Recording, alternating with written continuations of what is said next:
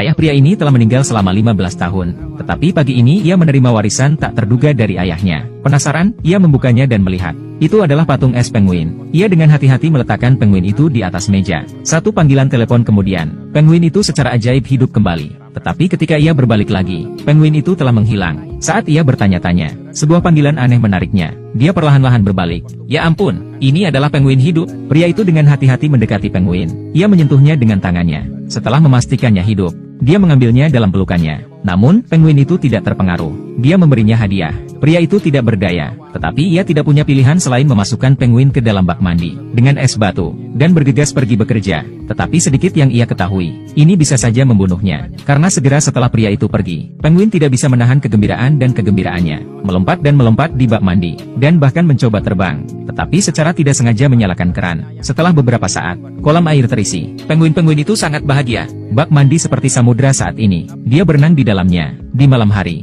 Mike si pria pulang dari kerja. Ia hendak pergi ke toilet untuk memeriksa penguin itu. Dan ketika ia membuka pintu,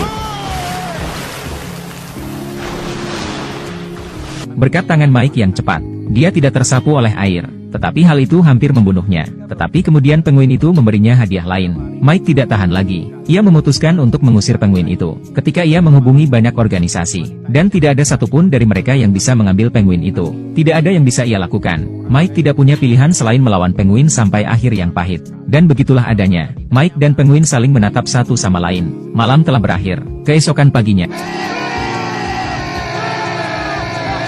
jam alarm penguin membangunkan Mike. Mike tidak tahan lagi. Ia melemparkan penguin itu tepat di luar pintu. Penguin itu tampaknya telah melekat pada Mike. Ia tidak ingin pergi. Jadi Mike melemparkan air dari vas ke lantai, mengambil penguin. Selamat tinggal. Mike senang bisa menyingkirkan penguin itu. Tetapi ia dihentikan oleh seorang penjaga keamanan tepat saat ia keluar dari lift. Petugas keamanan yang baik hati membantu Mike menemukan penguin itu. Mike segera menyangkalnya. Tetapi semua buktinya ada di sana. Mike tidak punya pilihan selain membawa penguin itu pergi. Untuk menjaga rahasia penjaga keamanan, dia juga membayar petugas keamanan untuk tutup mulut. Itu adalah sebuah kerugian. Penguin itu tidak dikirim pergi dan dia kehilangan uang. Tetapi kemudian ada kejutan. Seekor penguin mematahkan hati Mike. Kemudian 5 lagi datang. Penguin baru tidak malu-malu. Beberapa datang mencari makanan mereka sendiri. Beberapa pergi untuk berendam di toilet terlebih dahulu. Kelompok penguin ini sangat pandai memecah rumah. Berhadapan dengan penguin-penguin ini, Mike mengalami kesulitan. Dan saat itulah, mantan istri Mike sedang berkunjung bersama anak-anaknya. Yang mengejutkan, anak-anak sangat menyukai penguin. Hal ini membuat anak-anak dan Mike semakin dekat.